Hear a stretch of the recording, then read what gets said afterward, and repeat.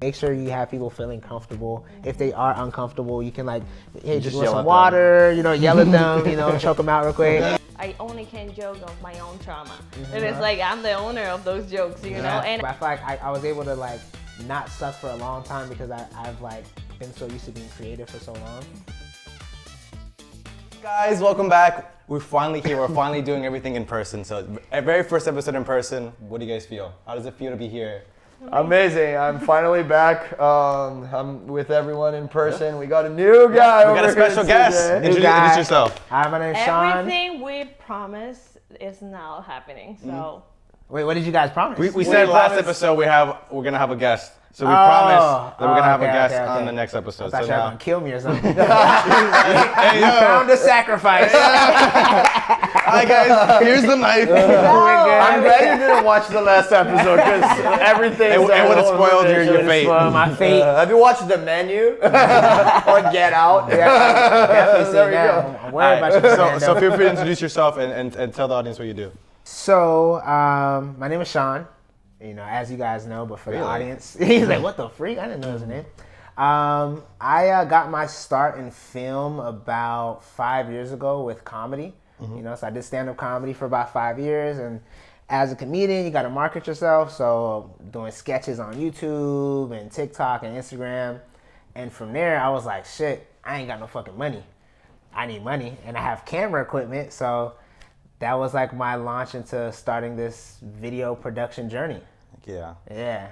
So we talked a little bit about that on the event. So we were working together on this event, all of us actually, for the last 3 days, and it was pretty awesome. It ended with a really nice party yesterday night, which unfortunately our guest was not able to. I'm the oldest person in the group. I can't be out here partying. That's what it is. I got kids. Kids. Just kidding. What, your cat? No, but we had a big shoot. Invited the team. You guys finally showed up in America, so I got to hire him, Val, and first time working with you on a big paid shoot. It was a big convention, couple days of shooting. It was like 3 days shooting, 1 pre-party, and yeah, something that I think that's my first biggest project, and I was able to involve 4 people, pay them. Hopefully decent rates. Hopefully you don't It was all right. I already spent half my money, but thank you. through PayPal, it took like half, you know. Yeah, 75% fees, you know, nothing big. But a big project. It was a great amount of time, 10 hours usually a day, and yeah, it was a lot of work, but we were happy at the end of the day. We were talking about it. Like how do you like? Can you explain like the social content manager? Because I don't think I know about that. I hired her as a social content manager. Can you tell us how that was? I was a social media manager. They were very specific. And well, we kind of talked about it and how we were gonna present that as the plan, plus the video for the actual client, stuff like that.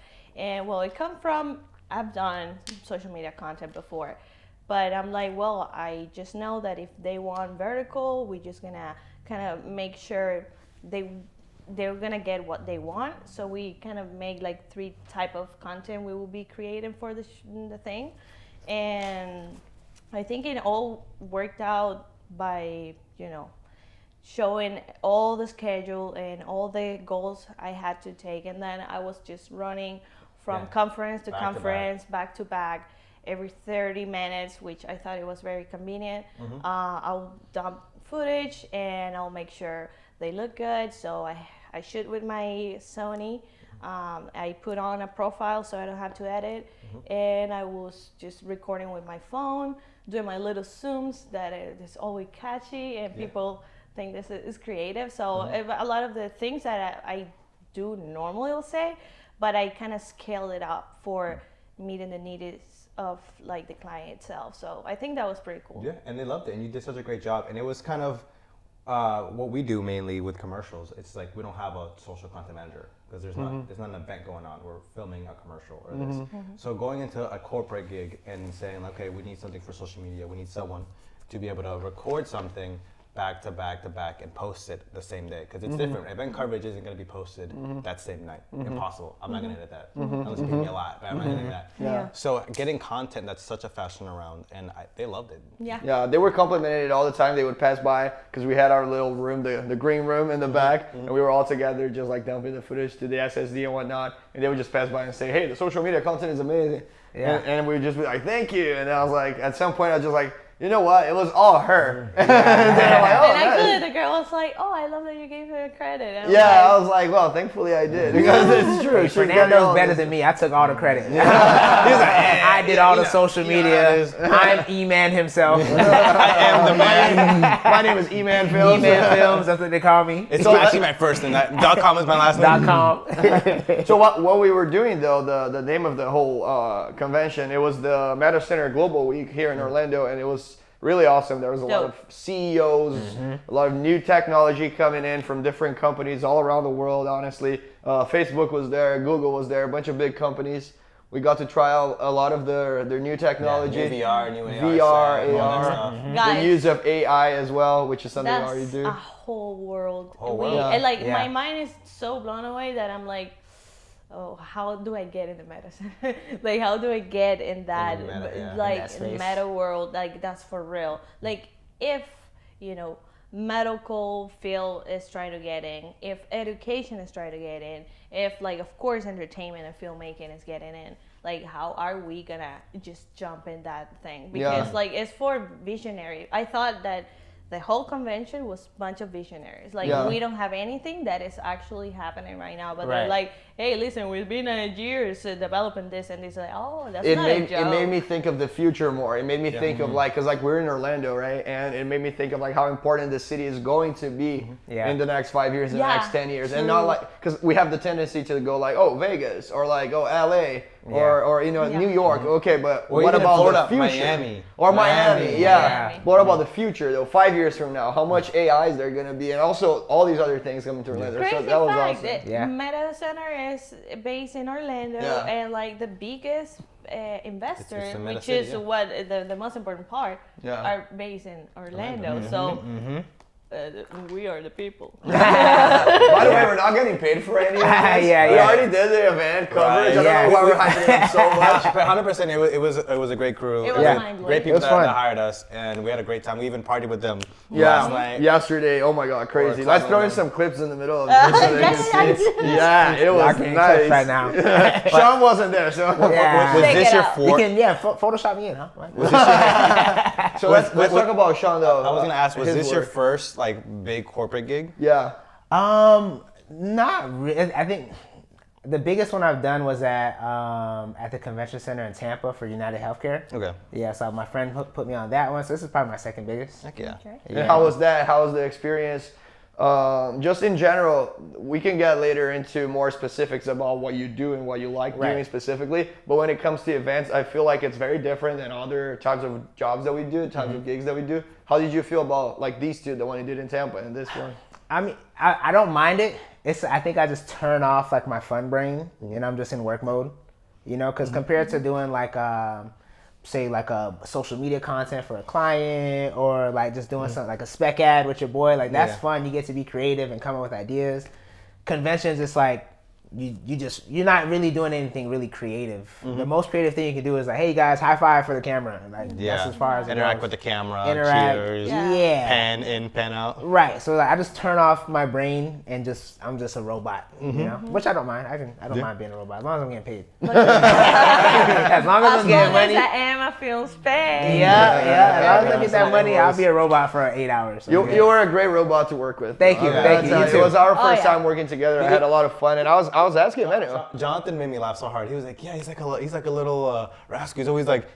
Somebody said that about me? Hey, Jonathan. Jonathan was like, he goes from here, photographer, then he goes there, and then he goes. Yeah, he was fast. I dude. could not find him in the main Anywhere stage. I I was was like, Anywhere I was, he was there already. Doesn't matter what room I was in. I was looking around. Oh, Yeah. Hey, Sean. I mean, because the thing is, like, I want to do a good job, like, even though you're my boy and I don't have to do a good job because you still love me. I still was. I hired these guys knowing they're gonna make a good. Here's the thing: when I hire the people around me, like I want to hire someone that's gonna give a good impression to the client. Right. So that's a big point of you guys, and I know you guys. I trust you guys. I didn't look at any of the footage yet, I already know it's good. I don't have. I'm glad he did. I'm looking at him like, I was like, oh, that's what I didn't want to jump into that. Man, you stuff. paid me already, right? Footage, what do you mean? I was getting But photos. on my phone. even with the social content manager, Val, I was like I was like hovering around her for like the first hour or two, making sure everything was happening, and then I was like, okay, she's doing it well, and then I didn't interrupt her at all for straight the 3 days, and I was like, okay, she got this. Yeah. But I want to jump in. So this isn't what your main thing is. What is your main thing, and like what do you like to do? So my main thing is being a gangster. Being a fucking savage. Out here gang banging and selling drugs. That's my main thing. So we are talking about that. I didn't reveal that side yet. Okay. Let's save that for later My on whole in the podcast. narco-tráfico in Brazil and South America, that whole part. Selling drones, being. And then talk about my relationship with Pablo Escobar. My none of childhood. that. Yeah, my bad, y'all. Sorry. Yeah. You got But excited. outside of film, like I said, my start was in comedy, you know? So I'm still like, I'm in a weird place right now trying to figure out what do I want to do with my life, you know? And that's fine. We talk about that a lot. We talk about that. So I want to jump into that, you know? Yeah. And take your time with it. But I'm just saying, not being like exactly sure about like each single answer you have, that's perfect because I think that's part of the journey. We're here talking about like how do we bounce between advertising, filmmaking, marketing, social media, all the changes in AI, all of this stuff that's going on. How do I do all of that and still like practice what I love? You know, for us, for me personally, it's film. Smile. And that's in the bracket of work of your life. And then you're like, how do I deal with my parents? Yeah. How do I deal with Oh, my family? yeah. I gotta walk my dog 3-4 times a day. All of that just fits into one. But then yeah, bills. I want to hear about comedy, about that starting comedy, because stand-up, acting, theater. You mentioned a lot of stuff. Maybe give us a timeline. You said I wanna know. forms. Yeah. Porn? Poems. Oh, poems. Who the fuck you been researching me? How'd you There's a know? porn fit in there. There's a lot of juggling. You know? Big Daddy 45? I'm sorry, bro. I need to do research on my guests before I have them on. Big Sean under line Big 15. Sean. What does the 15 stand for? 15 women at the same time. Oh! Okay, it's going back. Like you're saying against it. I'm a gangster. What can I say? Send us the link. The type of I got you, I the got type of you. videographers in Orlando. That's what you So you say you want a timeline? Yeah, a little bit of a timeline so I can understand. Like, So I was born in So I've been 1958. funny since day one. I ain't gonna lie. I made my mom laugh right out of the womb. She wasn't screaming, she was laughing as she was pushed like, out. this dude's so fucking ugly. So my comedy career started when I was 21 years old. I went to school at UCF, and like I worked at Winn-Dixie at the time, and I was just like super depressed and sad all the time, fucking scanning vegetables and shit the whole day. And one of my friends was like, bro, you always have us cracking up, man. You should do comedy. And I was like, bro, I can't fucking, who does comedy? That's weird. Like, I'm not gonna do that. I gotta make money. And one day, this girl invited me out to a poetry night. Do you guys know who Preacher Lawson is? I've heard of it. So Preacher Lawson's from Orlando. Uh-huh. He went up at the open mic, a poetry open mic, but he did comedy. And I was like, it blew my mind. I didn't know you could do that. I'm like, oh, you can just grab a mic and just. I thought you had to be like, you're Dave Chappelle or you're done. Okay, You know? The open mic. Right, I didn't know Okay. open mics was a thing, so I was like, oh, okay. So from that day forward, like I remember I sat in my house every day for like 3 hours just writing jokes, like looking through like my family history, thinking about like my dad leaving. I'm like, okay, what's funny about that, you know? And I just sit there like, writing jokes all the time. And I got on stage for the first time, bombed, 5 minutes straight. But the last joke I did, some guy was like, That was what I told them. yeah, he was like, he gave me a little chuckle, and I'm like, fuck, He's that's like, fucking funny now as shit. I got a passion. I made a guy chuckle. Maybe I'm not that bad. No, but being on stage and like being on pressure, being like everyone's looking at you. No, I It's admire that intense. so much, honestly. Yeah. I feel like the mindset of reflecting on your own life and finding you know, the humor. there's like this meme. I'm gonna put it over here. It's like, I only can joke of my own trauma, and it's like I'm the owner of those jokes, you know. And I feel like that's one of the most vulnerable part of like comedy is like just making fun of yourself. Yeah. But I want to hear more about like your creative, you know, how do you sit there and like write a joke, you know what I mean? What is the first things you trying to achieve when you When I'm throw writing a joke? Yeah. Is there like a process? Like when you go back to those memories, is there a process you go through? Not really a process. It kind of like I feel like creativity is the same across the board, which is why in regards to filming, I feel like which is why like I was able to do well in film so quickly. I'm not the best filmmaker in the fucking world. Like, you guys are way better than me. You know? You guys are definitely really like way better than me. But I feel like I was able to like not suck for a long time because I've like been so used to being creative for so long. Mm-hmm. You know, and when it comes to like writing a joke, it's not just like I don't have the whole joke formulated, but I know the process. You sit there, look at a blank page, you write trash, and then you do it again the next day. You write trash again. Mm-hmm. You do it again, and it's a little bit funnier. You practice on stage. Oh, it still sucks, and you just keep. It's just a process, you know. But a lot of people like they'll do it one time and they suck, and they won't stick with the process. Yeah. You know? Yeah. And what places here in Orlando you go to? Like you start going to open mic and stuff. I mean, so I started like Drunken Monkey Coffee. Okay. Austin's, I've been there. You've been there? I didn't know they had. They used to have it on Friday, Saturday nights. Terrible, worst open mic in the world. Austin's Coffee. Austin's pretty good, right? Austin's is really good. Austin's Yeah. was fun. Yeah. Other bar, like sometimes you're like I would go to a spot in Daytona. I forgot the name, but it's like a bunch of bikers in there. You're like, y'all like black people? Like, y'all good? You know, so it's like a lot of shady rooms, but that's just what comedy is, you know? That's the environment, Yeah. So from there, what was the next thing? Wait, I want to touch on something that I think I mentioned this a while ago. I think I might have mentioned it on the podcast too, but like you proved my point of like, there's ways of telling stories, and being a creative or a director or someone that makes stories, it's easier to go into the field of filmmaking because you're telling a story. Right. I got into telling a story because I love the visuals of movies, and I love like these big bombastic movies that take you to a different world, and then they tell a story through the world itself, not just the acting, but like the world they made. Right. And then that's how I started getting really into DPing. Okay, what do I have control right now? Got the camera, and then started making the best looking footage, and then telling a story, not just like the best looking, but like telling a frame for a reason. Like why you have this frame. A purpose. Comedy is like you the words you're saying have a purpose. It's set up. It's saying things and then bringing it back near the end. It's making sure the audience is paying attention throughout the whole time. It's a lot of work, but then it can portray now like when you're doing video, you're like, okay, I have to tell the story.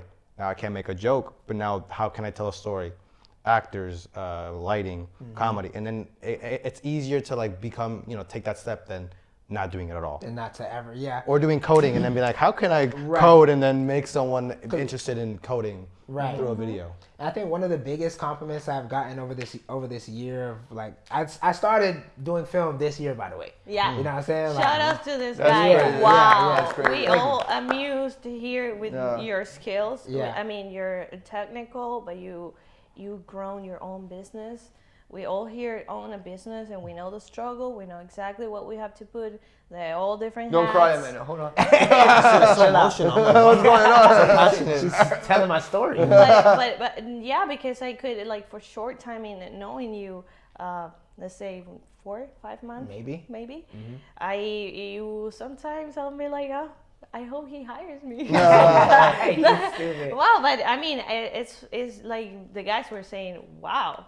You're only a year. Like only it takes 5, 10. Yeah, I mean, every videographer I've talked to so far has been like, I've been doing film for 5-6 years. I'm just like, I started yesterday. You know, but like a big compliment I get from a lot of my clients is like, man, you told my story perfectly. Yeah. I don't really get like, oh, it looks amazing. I don't get that often, but across the board, a lot of my clients are like, wow, man, that's the story I wanted to tell. Thank you. You know. But let me tell you something that goes a long way with what Emmanuel was saying as well, because you're hardly ever gonna hear that looks great, because most clients are really not gonna understand the difference between shooting with Sony, Blackmagic, or Red. You know, they're really not gonna get that. They're not gonna understand what all the technical sides are, and why you should have a backlight for that interview, or you should have that color coming in, or you should have the fill light. Right.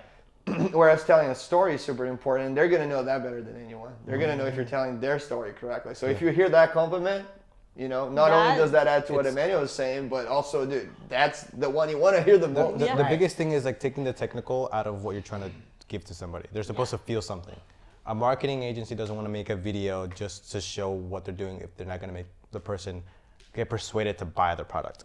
But that's through feeling. It's not like, hey, get persuaded to feeling. When you make a movie, a feature film, you want to persuade someone to be invested in the characters inside. When you make a documentary, you want them to be like informed and you know, revolved in this world of like this person's life or a company's life or whatever. So it's like you're supposed to tell somebody and with the feel of what you're doing. That feel can be cinematography, that feel could be acting, that feel could be literally anything else in that storytelling aspect to make sure the person stays. And then you get them to do what you want. In comedy, it's like you want them to laugh, so you do things so you can get that result. In video, it's the same way. You're doing things in that video to either make them buy something, to go to your website afterwards, to you know.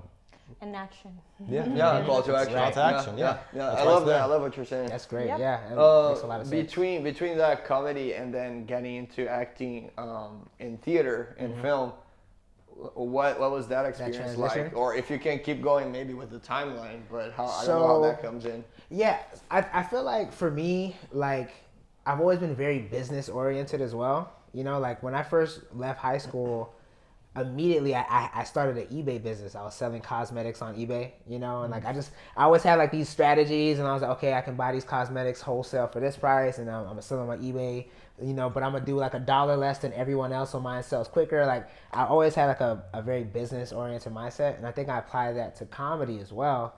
So I was like, I can't just be funny. I gotta make a career. So I was like, okay, well, eventually I might get into movies, so let me learn how to act. So I took like 4 years of acting lessons. I did theater, and then as well doing my YouTube sketch comedies and stuff like that. And yeah. And your YouTube does pretty well, I heard. YouTube did pretty good. I feel like now if I started my YouTube, I would be a lot better off because I have a better understanding of like building a team, especially at working with yourself, like seeing you hire 4 people and like delegating certain tasks and like, okay, I'm not gonna go touch Val shit. Val shit is Val shit. Yeah. You know what I'm saying? Like, cause what I was doing with YouTube is like, I need everything for myself. Like, it always starts like that. I talk to a lot of people, and it's like you want full control because you want full creativity, and then you get a bad taste when you work with somebody because then they put their creativity in, and you're like, no. Mine. Precious. I'm not gonna go fully into this, but my first very own short film where I wrote everything, I directed it, I DP'd in it, I was the gaffer, edited, I did every single little thing. I had some people helping me out.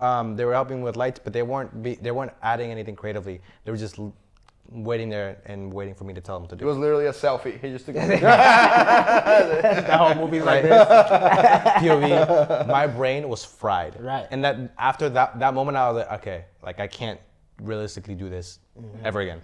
Like unless it's like a movie about me. Like there's no physical way I can tell a story, and not expect miss something that have to you compel just to the can't whole you story. can't give 100% to something. No, and you can be proficient about everything. That's why there's so many professions in the world, and it's crazy to me how I see different people that they do their job specifically, and they're so good at that and so passionate about that. Sometimes it's weird to me because I'm like, how is there the exact numbers of doctors and exact numbers of engineers? Right. And there are gaffers, and there are directors and director of photography and videographers, and it just seems like such a good balance, and it's what it is about being human and really choosing like that path, or sometimes it kind of chooses itself for you.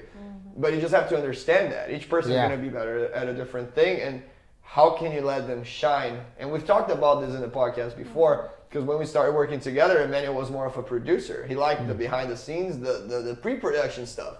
But that's also when I was doing everything. Also, like in the beginning. Yeah. So I would like, I don't know if I told you this, but I went on Facebook and I would talk to everybody. I was on a Facebook group, and it was filmmakers. No one had budget, no one had anything, but I was like, hire me. I would do anything. PA, gaffer, DP, anything. And then that's why I went on yours, and I didn't know you, so I was like, here, I'll offer my PA services. And then I noticed you could have used a better producer. I didn't know how to produce, but I went home and I learned how to produce on YouTube for hours. And then I got on set, call sheets, production, make sure everyone was on time, make sure everyone left. And you did great. Yeah. And that's how we met. That's so Facebook cool. I love group that. shows up to set. That's so cool. I love that. Isn't that crazy? And then later on, like months or years later, I find out he wants to get more into No, cinematography? it was 4 months exactly because he wanted Okay, to me it felt like years. I mean, we worked on like 2 films that you didn't even touch the camera. I did PA on our first thing. I think I did.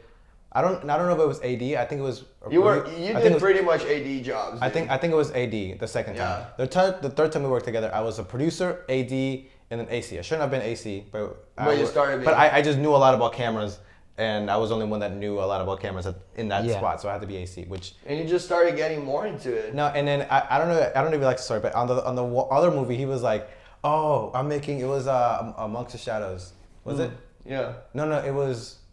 I'm Leaving Her. And I was like, he was like, "Hey, bro, I want you to help me produce this," and I was like, "No, I'm not doing that." And it was like, for him, it came out of nowhere, but I was like, "Dude, I want to be the camera guy." And at first I was like, "Wait, hold on." Hey, hold up now. Hold on, because for a director, but that's what you need. You also need to have that other side where you're like, "Okay, but I trust his skills, Right. and he knows what he's talking about." Yeah. So show me that you know what he's talking about. Yeah, let me see. I Right. mean, he had a black magic, so that's He already. was like, "Wait, I don't trust you, but you got a black man." Yeah, I was like, I guess we can You hire want to you. just have your camera handed to us and we can take care of it? No, I think That was so bad. I think that was like 3 months of like such a euphoric feeling of like doing something. At least for me, like being on like set and like having people trust me to be DP when it's not my productions, and then going to the film festivals and then winning the award for best. He won Best cinematographer. Cinematographer the first film that he was a DP for. Bro. Dang. Yeah. Yeah. And I mean, I directed it, Give so me that's some of why. And watching the movie now, I'm like, ugh. No, bad, yeah. yeah. Now we watch it, we're like, hold on, how did we Yeah, win what the anything with fuck? this? But we won second place in that film festival out of I think Everything. We got like I think what We 4 got more nominations awards? than everyone. No, we got We just second place because the person who wins the most nominations wins another nomination. Oh. So that's why we didn't win. He got 2 more nominations because he won 1 extra one than us, and then he ended up getting another one because he won. Because all he the won nominations. more than you guys. Yeah. Yeah, so I remember we had like 11 nominations or something Yeah. like that. Yeah, Dang. which was insane. But and we won like 3 awards. Yeah. So it was our first film working like that, where I was writing and directing, and then I edited. I got best editor. He got best cinematographer. We were like, okay, we're doing something right. doing something we gotta right. keep working together. Hell yeah, dude. And it was a pretty big festival. There was a lot of talented people there. Val wasn't even on the team yet, and then when she showed up and we Almost a did, baby. He was a baby. and then we worked together again, and she was the gaffer, and I was like, whoa. Legit. Yeah, I see, need this that. thing, and you will notice. You start, the door is open. You just get in. That's it. Yeah, that's how I got in. It was like, Then you start like, oh, let me do this. Let me learn about Yeah. that. Let me that. I'm actually going to be a DP for a project in November for the first time. Sir. Yes. It's exactly how it does. First year. Yeah. I We gonna see. think there's 2 ways of doing it. What I kind of did with you, where I was like, I would do something and then be like, I need to do more, and I need to like push it, or something what Brooke did. You met Brooke. Yeah. She got on set as a PA, and then instantly she started doing a bunch of other people's jobs, and we're like, oh my god, What the frick? oh my god, What the you're hell? so good. Like it literally made the set flow and easy. I was like, why is the set so easy? Why is everything flowing? And it was Brooke. I don't even think she had the experience, but she went on there and then she was like, oh, this could be done better. And then she did it. And then at that moment, we're like, all right. At this 1 second, I remember on one of the films, she just pushed me off the director's chair, and she just took my place, and she's like, let me just direct, let me do this better. She's like, hey, by the way, I want to direct now. So she's so good, to add to what Emmanuel was saying, that the next film we're doing, I sat down with her, and I was working on a script with her, and we were playing out the whole scene inside a Starbucks together, and I was playing one of the characters, she was playing the other, and dude, first of all, everyone at that Starbucks was like, what's going on? What's Because we're like happening right standing now? up and like stabbing. Crying in Starbucks. Why would you do this to me? And there's like violent scenes where they're fighting, and we're just playing that thing off. Yeah. And people are like, "What's going on?" Is this abuse? And Should I call it? how's them being abused? Oh, okay, good. So, and I noticed she was so into it, and she understood the story so well. Now I'm gonna co-direct this film with her. I'm just gonna. That's it. We're gonna have 2 directors in that film, and that's gonna be my first project doing that with her, especially. But I fully trust her to that extent, Right. and that means a lot, dude, because then you are trusting that whole project It's a onto lot. someone else. It's a lot. Yeah. It means everything. Yeah. You know what I mean? So for me to like just look at that and be like, yeah, I'm open to doing that, with you, and let's work on that project together. Again, it adds to that, but it's because she showed so many different skill skills sets in right. different areas of Yeah. filmmaking. So like A big thing too, which is why I expedited my year so quickly as well, is I took so my last job that I had, I've been freelance for like 5 years. But I did like other work in between, and I took a full-time job because I knew I was gonna do this. I was like, okay, cool, I'm gonna get into film. So I took a full-time job, and I saved all my money, and I just bought shit. Oh, okay. Yes, I bought the camera, I bought lights, all this type of stuff. But not only did I buy equipment, I was like, well, I want to learn from people, but I didn't know any filmmakers. I didn't even know that was a thing in Orlando, you know? So I bought a bunch of courses as well, which is why I got like the art of documentary and all that stuff. That way I can get a little better quicker, you know, without having to learn the hard way, which is probably, I'm not sure if that's what you guys did. The thing, mine was, I went to quote unquote, like, it wasn't even, it was like media and technology. That was it? That was my degree, media and technology. Oh, you went to school for it, okay. But it wasn't like, That's not as in it was depth. like making videos. It wasn't like telling a story. I learned everything on YouTube. Everything on YouTube and then being on set. Right, so putting time into like your because even like without paying, but like putting time into education, you know, like studying. Doing 2 to almost 3 years of just being on set for free, it was my education. Yeah. And just being like, okay, this can be done better. Well, actually, here in this room, we don't hold any first degree filmmaker. No, like Right. we come from different backgrounds, but somehow we've been dipping into it, and then it all comes with the practice, really. Like I was thrown into the world of filmmaking because I picked this career, and then it was like, hey, no, this is filmmaking, and I'm like, oh, okay, fine, and I loved it, and then I had to stop it and moved here and kind of do a whole different thing, and then I was like, But it's not that different, right? What you did for school? Not really, but we focus way more in other stuff, you know, like the filmmaking program. We will talk about that, but it's like a kind of, you know, I love that you mentioned that you learn by your own, and I think that's what everybody does. But in the filmmaker school is a lot of theory, Right. And what I did in media was like all hands, but also the part of like storytelling was kind of left behind.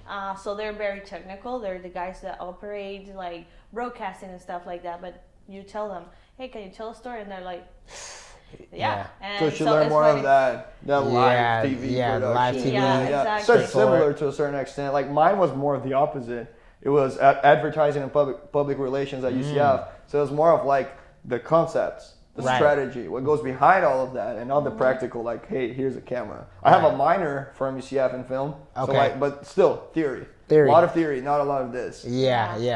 Gotta learn on the fly. So you gotta learn as you go. Dude, I've been learning every time, like hanging out with you today, like with you doing your documentary. Like I'm just, I fell asleep one point. I was tired, but we have turned around. It's so good. Our questions are great. I was so tired. But to be fair, we all 4 days of straight work. 4 days nonstop. Anyone fell asleep? I was like trying to like lean towards the camera just in case I close my eyes. I was like, 5 days because I did Jonas Brother concert. Oh yeah. 5 days of straight like not sleeping.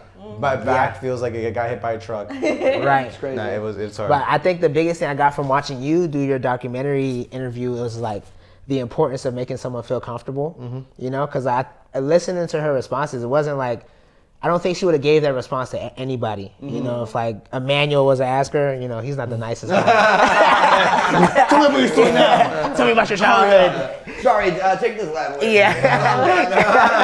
Hey, you know what? I'm gonna leave. I don't like to lie and scrap the tape. You know, Disclaimer though, I'm really good at doing I that. know. I'm really good at You don't gotta be so sensitive. 10 It's just a joke. times out of 10. Hold on, bro. Don't joke. Hey, bro. In case someone wants to hire me, But yeah, like He lost the push-up competition. Yeah, by five. I could have kept going. We could do it again tonight. He was sweating. I was sweating. Got them competitive. But yeah, like watching you do that, I was like, okay, it just reminded me, okay, make sure you have people feeling comfortable. If they are uncomfortable, you can like, hey, just want some water, you know, yell at them, you know, choke them out real quick. Yeah, you know.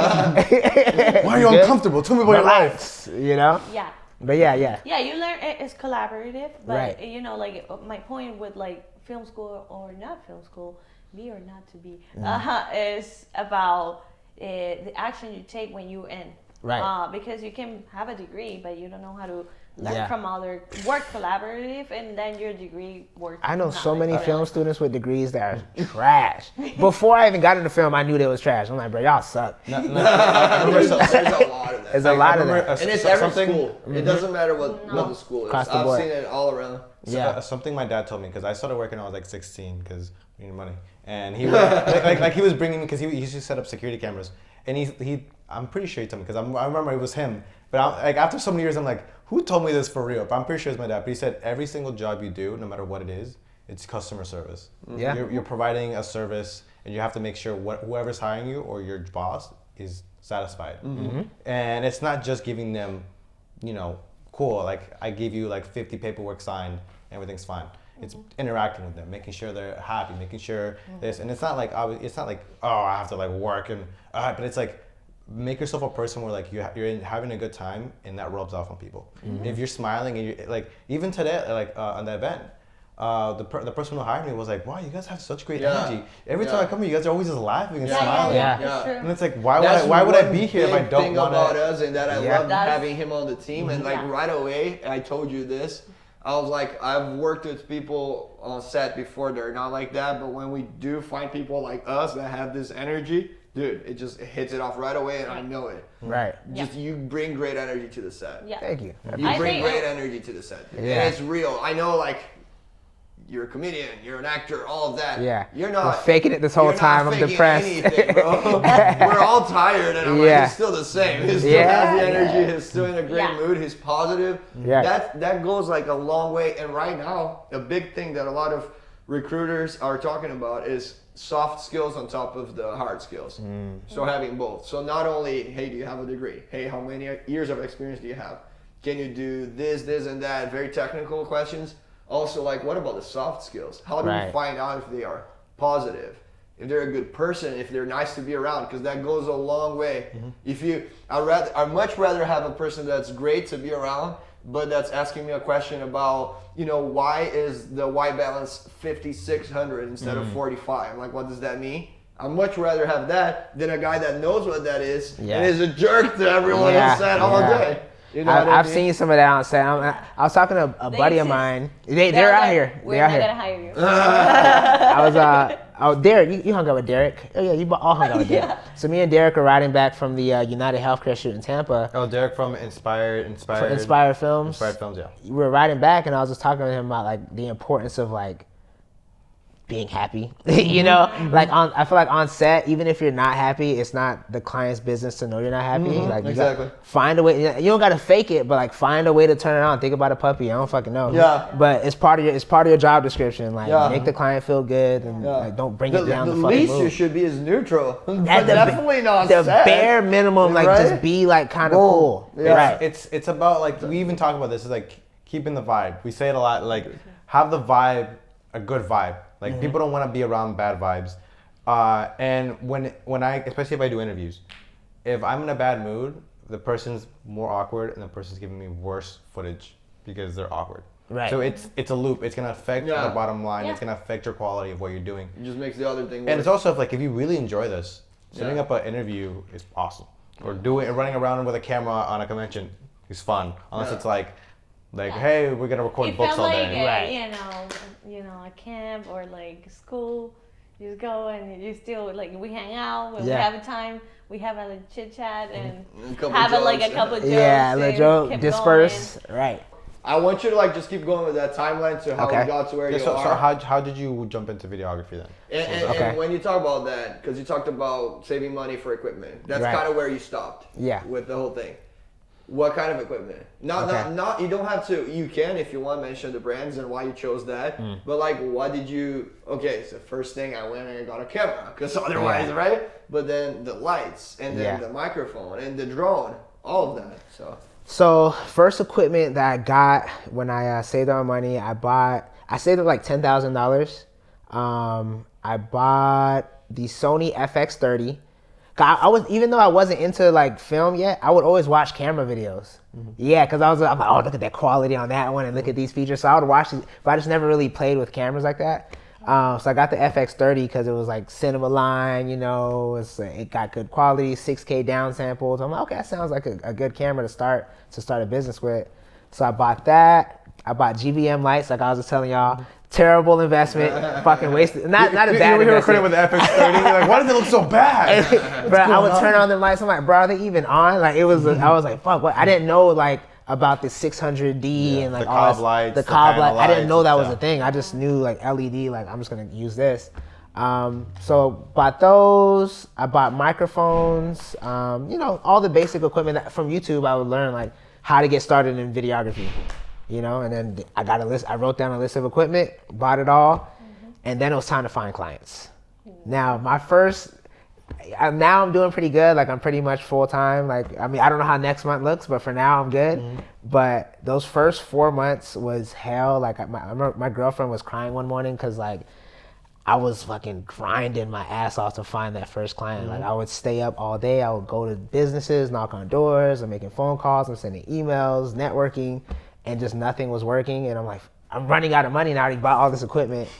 I don't know how to fucking film yet, and I don't have any clients. Wait, you so know? you did it, and then what? You just quit your job? I just quit my job. Yeah, I've done that a lot. This guy. As you guys get to know me, He's the perfect story. yeah, He's the I- perfect story. if I have an People out there idea, who, you know, are trying to. I said peace. Like same day, I Well, saw. I feel like But that also gives an answer of like your speed, because like Yeah. for me it's like I had multiple jobs to rely on. I had a full-time editing job. And then that's what I used, like you said, to buying supplement. stuff, and I didn't have to buy all that stuff. And then Yeah. I did my gigs, and then once my contract gigs started getting in the way of my So you quit full-time your job, job? that's when I. Nah, I had to find a client. You know what I'm saying? Because I didn't have a because I no knew if I had a backup, yeah. plan B, I wouldn't work as hard. Yeah. So like I remember I had like negative $400 in my account, and I'm like, I'm finding a client tomorrow. So I went to my jiu-jitsu school, and I was like, I just pitched them on like on doing videos. I gave him the deal of a lifetime, $500 for 30 videos. Wow. Including filming and editing, like, and the videos he was like, bro, these videos are crazy. I didn't know that was a discount. I'm like, bro, I'm making fucking $10 an hour. This is great. Yeah, because once you get out of like the regular like I'm not 9 full-time to part-time 5, job, right. you're like, oh great, I'm not 9 to 5, but like I was $10 that shit. I was working 40 hours a week to edit all those videos for $500 a month. But I'm like, I agreed to it, so I did that. I got somewhat of a portfolio, and then I started doing like filmmaker meet. That's where I met him. I met him at a filmmaker meetup. You know, come there, turn it on. Hey, what's up, you guys? Be positive, you know. And then I think the next day you were like, hey, let's do a meeting. because I was actually scouting. Yeah. Just looking for anybody. Hold on. I'm like, you didn't even see the portfolio yet. I went that day with my friend Beppo, and we were scouting because we were trying to find videographers or something. But we wanted a specific combination. We wanted people. We wanted someone that would take $1,000 for a year. He's like, oh, yeah. He told me that story how he made. That's it. where I'm he like, found me. $500. Man, let me tell you something. I got an opportunity. Yo, we could pay the guy $500. 30 videos and they're You good. see these jiu-jitsu videos? I'm like, oh, that's great, man. But the goal was. That's funny. The goal was like, if we send them to clients, you can talk to clients and like make them feel awkward or stressed or stuff like that. Doesn't have to have doesn't need to make commercials, but needs to be able to make footage. Social media that looks content. At least good. It doesn't have to be amazing. It just needs to look good, and then just needs to have his own equipment. And then he fit those boxes. I think the best out of everyone there. Yeah, 'cause I'm like, I don't remember you guys really talking to anybody else afterwards. We did, but then we're like. Man. I mean, not in a bad way, but like Yeah. for the scouting part in particular, it wasn't what we were looking at. That first guy was funnier. Let's go. I think I was. I would think you were the first person I talked to. Yeah, because you guys are standing in the corner, and I seen Binger Productions. I was like, oh, he's legit. And I was like, That's why he was like, these guys have money. I got money, bro. I was so fucking Little broke. did you know. I wish y'all could understand That's how why broke I you fake was. it till you make it. You fake it till you make it, bro. Like, I was so fucking broke, dude. But then like hanging out with you guys here, I remember asking how much you getting paid for a race, and you're like, yeah, I charge like 800. I'm like, 800 for what? I'm like, you can do that? I'm charging that for a month, a day. You know what I'm saying? So then I started upping the race, and then like as I got Yeah, the better, next day he was like, yeah, literally the next day. But isn't yeah. it crazy how sometimes you do raise those rates, especially here, okay? Because Yeah. in Brazil it's not like that. But here, you raise those rates and you get the same amount of clients, dude, or Yeah. more sometimes. Yeah. Of course, there's a limit. There's a limit. Yeah. There's some clients do know it's like if it's too little, they know it's like It's not They know good. you're not good, yeah. Right. because it's like okay, if you buy a couch, you know how much a couch costs. Yeah. So it's like, hey, buy this couch, Yeah. a double-decker couch, the best Yeah. couch in the world, Yeah. $10. Yeah, the camera is $3,000. If you're charging $300, something is wrong. Something's off. Because you also got the drone, you got the microphones, you got Yeah, the I lights. have everything, you know? So I want to know what you want to do, like what you're doing right now, Mm-hmm. and like what you want to do, what you see yourself doing in the future. When it comes to comedy and when it comes to film. To film as well? Kind of have both things, yeah. So right now, my goal is just to get good, you know, because like, now that the money part's taken care of, I'm like, okay, now I just want to like master my skills, get good. From there, find a way to incorporate my comedy and build a production. Kind of like Kevin Hart, he has like Heartbeat Productions, like build my production company around my stand-up comedy, produce comedy films, produce for my friends who don't have the business sense to produce a film but have like the creativity. I can be that person to give them that, you know. So I love that. Love yeah, that. that's so good, that's the yeah. goal. Yeah, Great yeah. collaboration. I honestly, again, I feel like you have a different vision and still, I mean, you can align with us, but you're in your whole track. Right. And I think that is so important. Like to kind of like the thing of like, oh, let me do this full time, burn all the money I collected for this, and be like, it's Monday, I need a client. That's where a lot of people drop, and Yeah. they're like, this is not for me.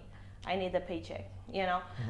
But then you know that if you hold to steady. if you believe in yourself, and I think you did before because you got stuff going on. I mean, you know that you can get Right. stuff out there. So I think that is key for like kind of learning who you really want to be and what you want to be doing. So Right. that's amazing. Thank you. And the other thing, Especially putting yourself in a situation where like there's no going back. There's I no think going back. I think I'm too far deep in. I was telling Fernando, I was like, I'm too far deep in. Yeah, you I can't gotta turn do around. video. You got no Like, choice. I'm not Yeah. gonna go be like, you know, Yeah. let me be a Carpenter or some shit. let me be an Olympic Exactly. swimmer. Right. I think once you have the challenges and you see the difficulties in front of you, that's when you really are gonna grow because you really see yourself trapped in the corner and you have Stuck. to get out. Yeah. Right. I think that also breaks you down to a point where like you start doing things in ways you're comfortable with, or ways you're used to, and a lot of times with different types of jobs or different types of situations, Yeah. those old skills that you use are putting you in like a box that you can't do things from. Yeah, I don't like being in boxes. Yeah. Unboxed creativity is for Yeah. you. Hey, come on now. Yeah. Yeah. A whole circle. I think we can wrap it Yeah, up. that's Do a you wrap. want- Maybe if he has a special do you message. have a joke for us? I joke. On the spot now. I get paid for that. If I don't laugh, it's a bad sign. If yeah, I had I mean, to you- give a you- message. You can I give a think message. Yeah. to people starting out, dude. I would say Yes. message Yeah. people starting out, Yeah. and then tag yourself. Okay. My message to people starting out would be to dedicate yourself and like really dedicate yourself. You know what I'm saying? Because people will be like, oh yeah, I'm dedicated, I'm in the game, but like sometimes you might have to not sleep for 2 days straight to get the job done. You know what I'm saying? Study, network, make yourself uncomfortable, like be comfortable being uncomfortable as much as possible, and things will work out for you. You know, I'm not saying I ain't really worked out for me yet, but it's going pretty good so far. And I think those are the reasons why, like, I made myself uncomfortable, and I accepted that that's a reality. That's part of life. That's part of life. You're gonna be uncomfortable eventually. Right. Might as well do it. Might as well do when- it. Choose your uncomfort. Yeah. You know. Yeah. Yeah. And Make sure you believe in yourself. Yeah. yeah, that's what you believe did. and bruh, self-belief is such a because if I didn't believe myself, I wouldn't be even willing to push myself. Yeah. You know, so that's definitely a big part of it. Badass films. If you guys want some film Yeah. shit, hit me up. This podcast It's was sponsored brought by- by Hazelnut Productions. This nice room has been rented out by Hazelnut Do Productions. you see this amazing? So we're actually all competitors. Dude, if I just like kill everybody here, I'm good. Advertise yourself. Half of my competitors in the city are gone. But yeah, guys, that's a wrap. Thank you so much for listening, and stay tuned for next week.